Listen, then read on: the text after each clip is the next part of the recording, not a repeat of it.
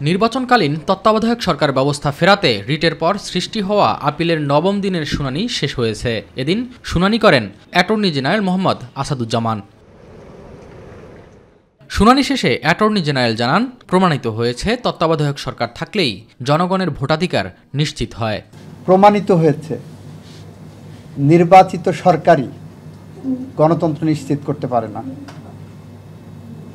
প্রমাণিত হয়েছে তত্ত্বাবধায়ক সরকারের আওতায় বাংলাদেশের মানুষ কিভাবে নিরপেক্ষভাবে, স্বাধীনভাবে, উন্মুক্তভাবে ভোটাধিকার প্রয়োগ করতে পারে সেটা দেখাতে যে আমরা কমনওয়েলথ সেক্রেটারিয়েট সহ বিভিন্ন আন্তর্জাতিক সংস্থা ইনক্লুডিং জুলাই বিপ্লবের উপর জাতিসংঘের যে রিপোর্ট, সেই রিপোর্টের কম্পারেটিভ একটা চিত্র তুলে ধরেছি।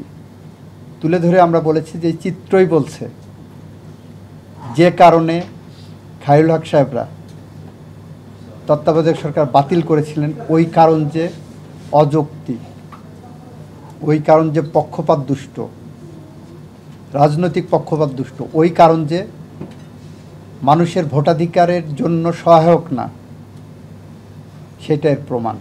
রায়ে তত্ত্বাবধায়ক সরকার ফিরলে সেটি কবে থেকে কার্যকর হবে এ বিষয়েও মতামত দেয় রাষ্ট্রপক্ষ। এই সরকার একটা নির্বাচনের পথ ধরে হেঁটে গেছে।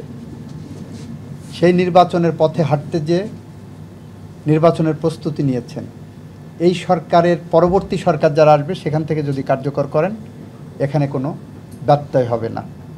যেটা আমরা জাজমেন্ট দিয়ে ইন্ডিয়ান সুপ্রিম কোর্টের গোলকনাথের জাজমেন্ট দিছি, মাহমুদুল ইসলাম সাহেবের কনস্টিটিউশনাল লয়ের জাজমেন্ট দিছি।